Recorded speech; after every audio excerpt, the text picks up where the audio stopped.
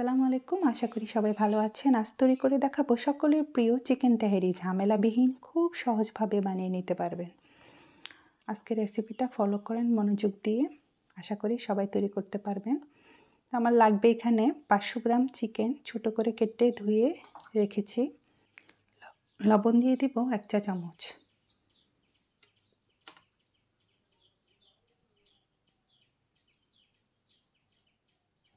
আর দিব 1 চা চামচ আদা বাটা, 1 চা চামচ রসুন বাটা, আর এখানে আমি 2 চামচ পেঁয়াজ বাটা দিব।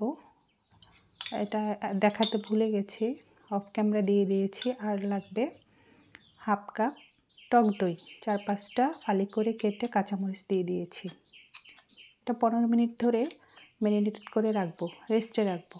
যদি টক দই না থাকে তাহলে 2 চামচ লেবুর রস দিয়ে দিবেন, আর 2 চামচ গুঁড়া দুধ পানির সাথে গুলিয়ে দিয়ে দিবেন।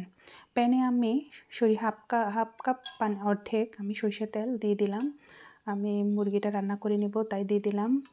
এই যে এখন জয়িত্রী দিয়েছি, আর 3 টুকরা আমি দারুচিনি দিয়েছি, আর এলাচ 5টি ছিঁড়ে দিয়েছি এলাচি, আর লং দিয়েছি 4-5 টুকরো, আর গোলমরিচ আস্তে আস্তে দিয়েছি, দিয়ে নেড়ে নিচ্ছি।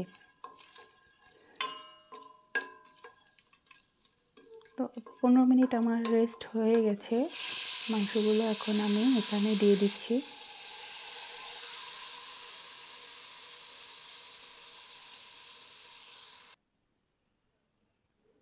দিয়ে নেড়ে নিচ্ছি। তো এটা হতে আমার 10-12 মিনিট লাগবে। এটার গায়ের পানি দিয়ে হয়ে যাবে। দিয়ে দিব হাফ চামচ গরম মশলা, আর হাফ চামচ সাদা গোলমরিচের গুঁড়ো দিয়ে নেড়ে নিচ্ছি। হাফ চামচের চেয়ে একটু কম করে দিব। তো এটা মাখা মাখা তেল উপরে উঠে এসেছে, এটা হয়ে গেছে। এখন আমি রাইসটা রান্না করে নেব। দিয়ে দিলাম বাকি হাফ কাপের অর্ধেক সরিষা তেল,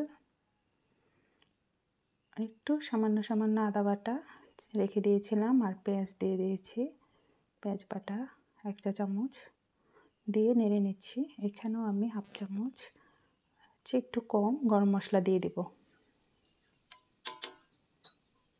দিয়ে আধা ঘন্টা ধরে আমি পোলার চালটা ধুয়ে রেখে দিয়েছি, ভিজিয়ে রেখেছিলাম।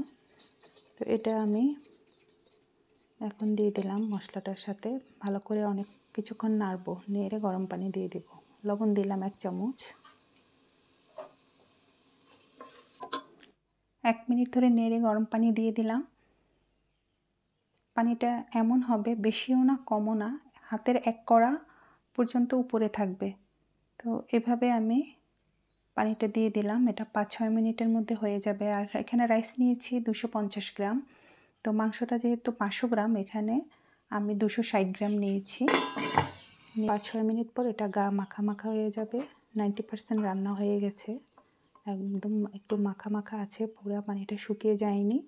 এই অবস্থায় আমি মাংসটা দিয়ে দিব। 90% হয়ে গেছে, আর 10% বাকি আছে।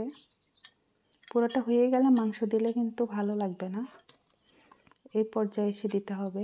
এখন আমি মাংসটা দিয়ে দিচ্ছি।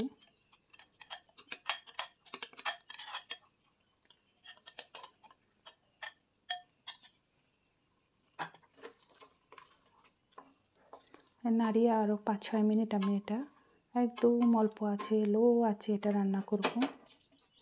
ঢাকনা দিয়ে ঢেকে রেখে দেব।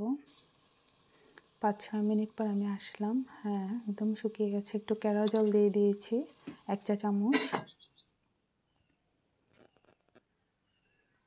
হয়ে গেছে, একদম কমপ্লিট। খুব ঝরঝরে হয়েছে, সুন্দর একটা স্মেল বের হচ্ছে।